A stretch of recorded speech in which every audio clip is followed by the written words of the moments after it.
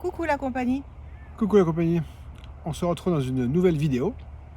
nous allons quitter L'Ontario, pour passer au Manitoba. Manitoba. Donc on change de province, c'est la première fois qu'on va aller là, On change d'heure. on va changer d'heure et on va passer à un endroit bien spécifique et on va avoir de la route. Alors il y a des kilomètres c'est sûr, mais c'est tout droit avec des arbres, des travaux.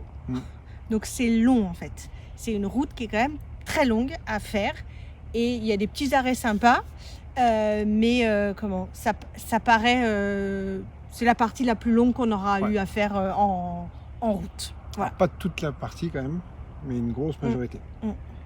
Donc voilà, on vous emmène avec nous dans cette vidéo. Allez, here we go. Coucou la compagnie. Moi c'est Greg, Lui c'est Bob, la mascotte. moi c'est Deline. Nous aménageons notre fourgon, Surnommé Monster, un Mercedes Sprinter 316 CDI, afin de découvrir d'autres horizons. en quête d'indépendance et de liberté. En route pour de nouvelles aventures. Premier arrêt dans la ville de Thunder Bay.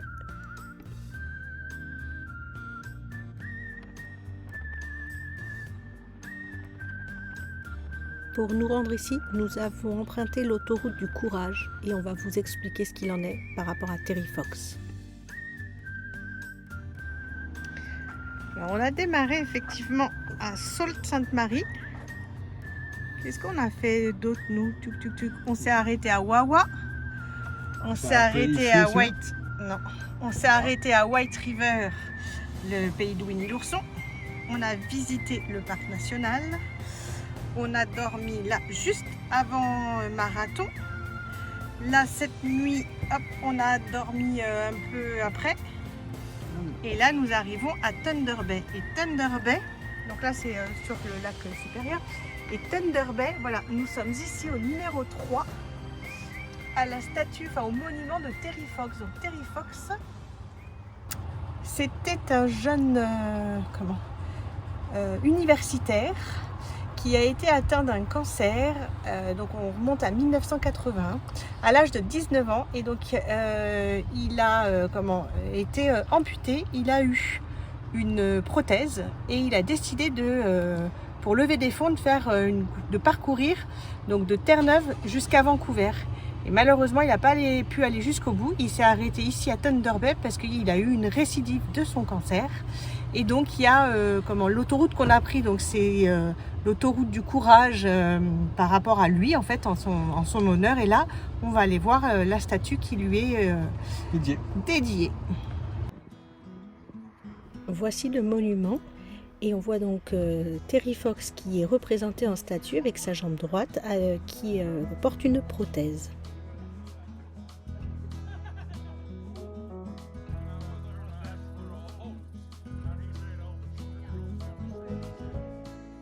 En dessous, là, il y a la carte du Canada et au-dessus, l'ensemble des drapeaux des provinces qu'il aurait dû traverser s'il avait réussi à faire ce qu'il souhaitait. Et en face, dans le parc provincial du Sleepy Giant, il y a ce qu'on appelle le géant endormi, qui représente une des 7 merveilles du Canada, parce que on dirait un géant qui dort sur le dos. C'est pas évident à voir peut-être ici. Nous voici donc à bord de Monster pour parcourir environ 700 km sur des routes un peu monotones. Voici le trajet que nous allons emprunter.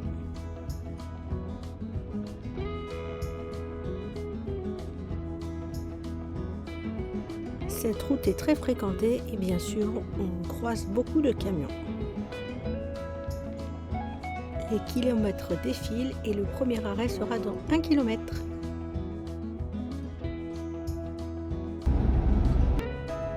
Et oui, Time Zone Rest Area, c'est à l'endroit où nous allons changer d'heure et ils ont fait une aire de repos avec un panneau explicatif et indicatif.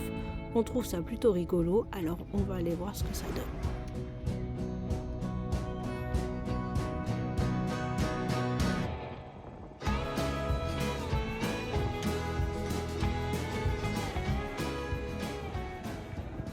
Nous changeons donc d'heure, nous avons encore 1 heure de moins que la France, donc nous sommes à 7 heures de décalage.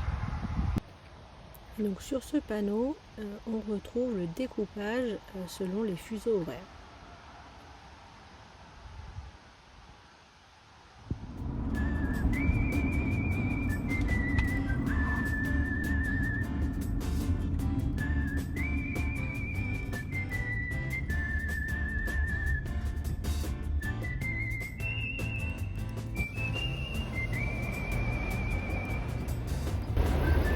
Voir la longueur des trains, c'est avec des containers l'un au-dessus de l'autre, mais ça dure, ça dure, ça dure, ça ne s'arrête plus.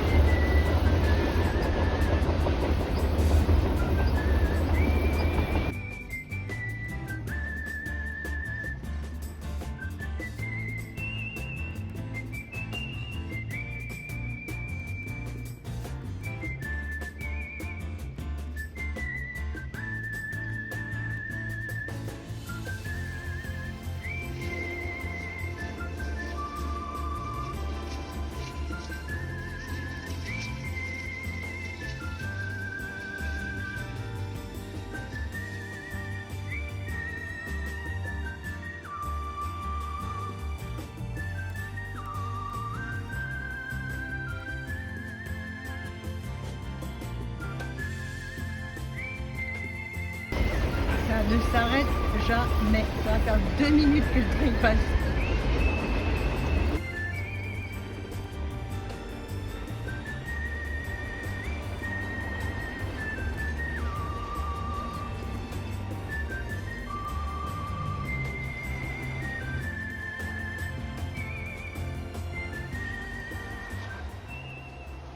On a traversé des mini villes pour dire des villes, mais c'est genre un motel, une station-service qui est en même temps dépanneur, épicier, loto, beer shop et tout ça. Et là on est à Dryden et c'est une des premières grandes villes, on va dire. Et il y a un Canadian Tire et c'est le plus petit Canadian Tire du Canada. Voilà. On a été faire un tour, mais forcément il n'y a pas grand chose. Et oui, je suis en t-shirt, il refait beau et chaud. Vous voyez le soleil derrière.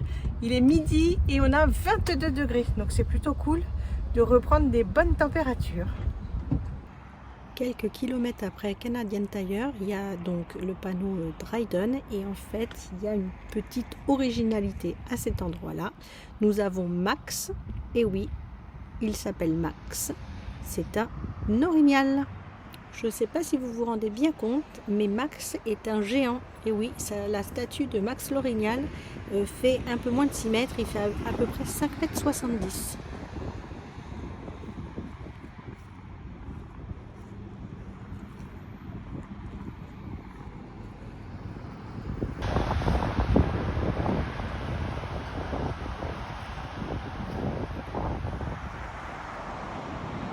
Le shop juste à côté de Max représente bien ce que je vous disais, le multiservice. Vous avez le point info, le shop, le loto et la Poste Canada. Sans mentir, ça doit être au moins le 15e chantier qu'on traverse. C'est impressionnant. Ils élargissent les voies au lieu d'avoir une voie dans chaque direction et on va passer sur des doubles voies. Et oui, comme je vous dis, la route est très empruntée et très longue.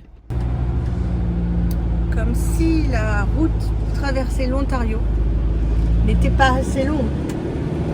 Eh bien, on a des embouteillages.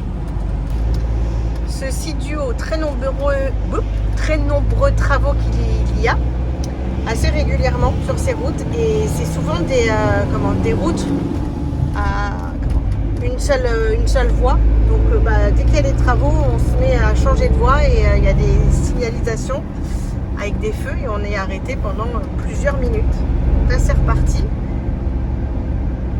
Mais ça roule pas vite. Je sais pas si vous voyez là-haut, je suis un camping-car. Bon, désolé, le pare-brise est toujours sale. Et là-haut, il a une cage à lobster. Pour ceux qui connaissent.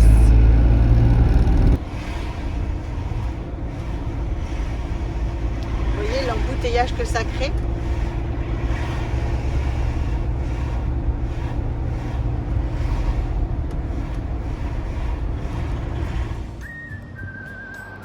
et nous empruntons maintenant la route du cœur du Canada. Il nous reste encore environ 200 km à parcourir, toujours sur le même style de route. Un peu lassant, mais on tient le bon bout et surtout Greg a un peu mal au dos. Et bah oui, encore un arrêt. Il y a un feu là-bas à cause des travaux. On va passer sur la voie d'en face.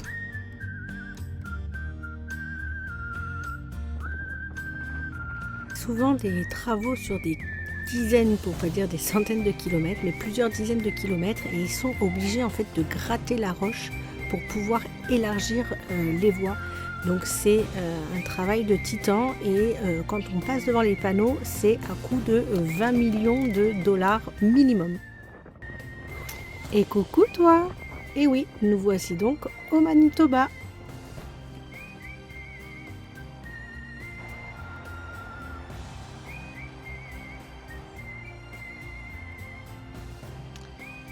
Et voilà. Le centre d'information est fermé pour la saison. Et oui, il commence à être tard dans la saison. Nous sommes mi-septembre passé, limite fin septembre, donc c'est fermé. Bah, tant pis, on va trouver des informations nous-mêmes directement sur internet, c'est pas grave, mais j'aime bien aller dans les offices de tourisme. On a toujours des gens qui nous renseignent super bien, qui nous donnent des bons conseils et des bonnes cartes.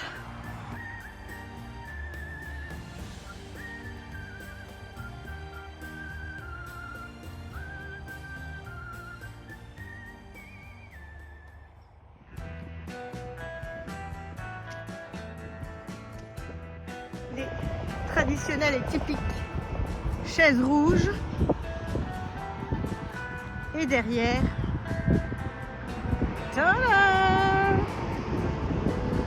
Voilà, c'est fait, le centre du Canada, nous y sommes.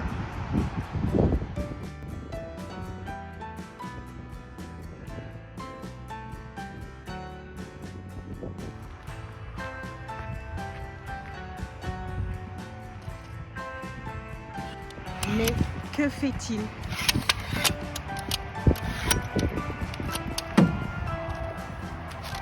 Nous voilà au centre du Canada. Et je pense que Greg veut aller mettre notre nom à côté de nos amis les Nolila. Beaucoup de visiteurs, mais surtout des voyageurs, ont à cœur de laisser une petite empreinte, un petit quelque chose d'eux, à ce point un petit peu, on va dire, symbolique. Je vais lui donner la perche. Il me défonce complètement mon marqueur.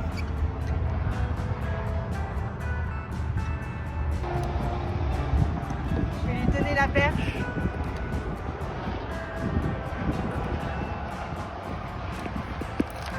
Hop.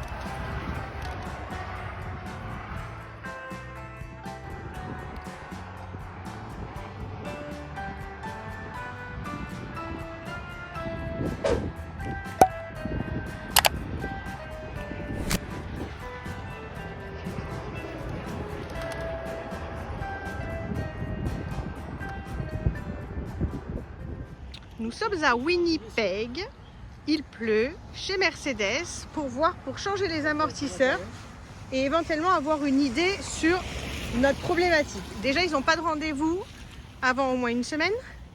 Et là, pour les amortisseurs, pour commander la pièce, c'est 1 mois parce que ça vient... Oula, ça vient d'Allemagne. Donc le tarif n'est pas hors de prix du tout. Le monsieur était très gentil, il nous a donné le numéro de la pièce, le tarif, mais au moins 1 mois pour les commander. On va voir si on arrive à les avoir plus facilement aux États-Unis. Je vais essayer d'envoyer un mail ou quelque chose comme ça pour avoir l'information. Et on avait un petit souci. On ne savait pas si c'était un modèle 2005 ou 3005. Parce que 3005, on pensait que c'était par rapport au poids. 2005, c'est le même modèle que le nôtre, mais peu importe le poids en fait. Sauf qu'un 3005, c'est un double essieu derrière en fait. Voilà. Qu'on a chez nous et que du coup, ils passent chez nous en poids lourd, ils sont plus en VL, quoi. Voilà. Donc là, on a confirmation déjà que c'est un 2005 en modèle. Mais voilà, c'est bizarre que les amortisseurs soient viennent d'Allemagne. Alors c'est sûr que nous, ça nous paraît bizarre, mais nous on est Europe, eux ils sont vraiment pas. Enfin voilà. Bon, la compagnie, vu l'ambiance derrière nous, on n'est plus chez Mercedes, mais on a un petit problème de téléphone, donc on va vous faire l'explication des amortisseurs chez Mercedes. Donc on les a pas commandés du coup. Pas commandés. Parce qu'ils nous donnent un délai de 4 à 5 semaines pour les avoir, parce que ce serait un modèle spécifique qui viendrait d'Allemagne. Bon. On est encore un peu en train de creuser sur ce sujet-là. Alors ce qui est bien, c'est qu'il nous a donné le numéro de la pièce pour qu'on essaye de voir si on arrive à soit se le faire expédier de France, soit le trouver autrement. Alors ce qu'il appelle le marché parallèle pour nous dire qu'en fait il peut pas nous dire... Enfin voilà, chez Mercedes, il n'y en a qu'un à Winnipeg. On n'a pas le choix que de passer par eux si on veut passer par eux. Donc si on veut aller chez des revendeurs, au moins on a le numéro de la pièce qui correspondra bien à Monster, du fait que ça soit un véhicule, ce qu'ils appellent européen. Voilà, non canadien pour eux, non canadien, non USA. Donc voilà, donc du coup, on va attendre de savoir comment on va s'organiser. Et puis voilà. Voilà, on va en profiter pour conclure cette vidéo ensemble. Donc voilà, on est bien content d'être au Manitoba, ça nous fait une province de plus de visiter. Différente. Voilà, exactement. On va aller se balader dans Winnipeg, on va aller découvrir un petit peu cette ville dans la prochaine vidéo. Et on va retrouver nos amis Laurent et Sandrine et les enfants des Nolina pour bien encore pouvoir discuter, échanger sur plein de choses. Et peut-être faire des projets sur la suite un petit peu ensemble pour les États-Unis et ou le Mexique. Voilà, ça se. À voir. Voilà. Et on va vivre un petit peu aussi, toujours pareil, avec des locaux. Donc, dans la prochaine vidéo, vous allez découvrir tout ça. On n'oublie pas de liker cette vidéo, de s'abonner si ce n'est pas déjà fait et d'activer la petite cloche. De trouver Bob. Et oui, de trouver Bob dans la vidéo. Et pour la vidéo précédente, il était juste là. Voilà où nous avions caché Bob dans la vidéo. Pour ceux qui l'ont vu, bravo. Et il y en a plein qui revisionnent pour être sûr que quand on donne l'explication, on n'a pas triché, on n'a pas rajouté comme si je refaisais un montage que je vous mettais juste là. Non, je reprends bien le morceau de la vidéo d'avant. Précédent. Voilà. Allez, sur ce, on vous dit ciao la compagnie. Ciao. Ciao. Ciao.